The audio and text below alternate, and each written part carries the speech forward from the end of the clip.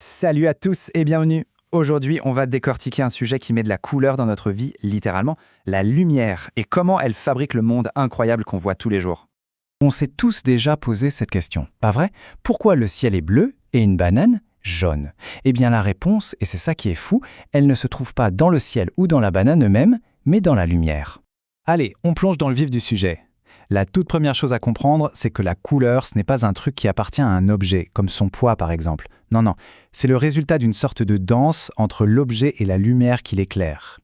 Tout part de la lumière blanche, comme celle du soleil. Et le truc incroyable, c'est que cette lumière qu'on appelle blanche, en fait, elle ne l'est pas du tout. C'est plutôt un super cocktail de toutes les couleurs qu'on peut imaginer, un mélange de tout l'arc-en-ciel.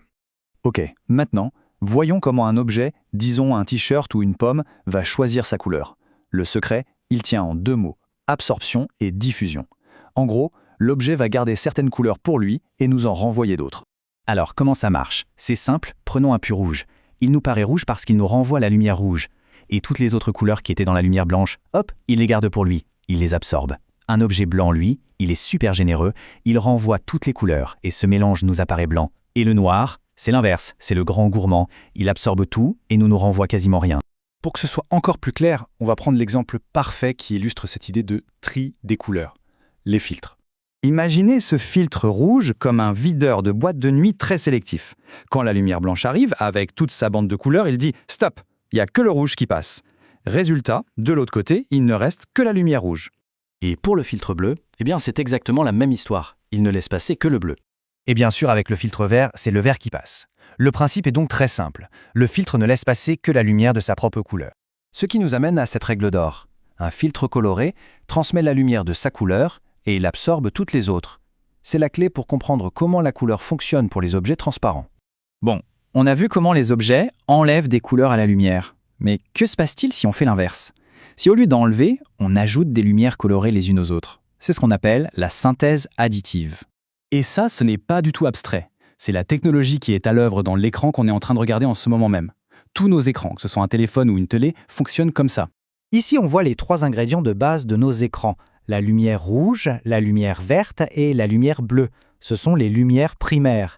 Et c'est en mélangeant juste ces trois-là qu'on peut recréer toutes les couleurs possibles. Regardons les mélanges de plus près. Si on superpose de la lumière rouge et de la lumière bleue, paf, on obtient du magenta. Du rouge avec du vert, ça donne du jaune. Oui, du jaune vif. Et du vert avec du bleu, on a du cyan. Mais le plus étonnant, c'est quand on mélange les trois ensemble, rouge, vert et bleu, on retrouve la lumière blanche du début. Donc pour résumer, il y a deux équipes. L'équipe des lumières primaires, rouge, vert, bleu, ce sont les briques de base, et l'équipe des lumières secondaires, cyan, magenta, jaune, qui sont les résultats des mélanges. Parfait. Maintenant, on change complètement de décor. On quitte le monde de la lumière pour entrer dans celui de la matière, les pigments, l'encre, la peinture. C'est la synthèse soustractive. Ce tableau résume tout à la perfection. Avec la lumière, en mode additif, on ajoute. Plus on mélange de couleurs, plus on va vers le blanc. Avec la peinture, en mode soustractif, on retire de la lumière. Chaque couleur ajoutée en absorbe un peu plus, donc plus on mélange, plus ça devient sombre, juste à tendre vers le noir. On a donc deux systèmes qui ont l'air de s'opposer, mais qui, en réalité, coexistent et se complètent pour créer le monde en couleurs qui nous entoure. Alors, où est-ce qu'on les trouve? C'est simple. Le système additif, le RVG, c'est pour tout ce qui émet de la lumière, nos écrans de télé, d'ordinateur, de smartphone. Et le système soustractif, c'est pour tout ce qui réfléchit la lumière, l'encre d'une imprimante, la peinture sur un mur, les couleurs d'un magazine. Donc s'il y a vraiment une seule chose à retenir de tout ça, c'est celle-ci. Un écran crée de la lumière pour afficher une couleur. Un t-shirt coloré, lui, filtre la lumière pour nous montrer sa couleur. L'un ajoute, l'autre soustrait. C'est ça, toute la différence. Et on va terminer avec une dernière question, juste pour faire réfléchir.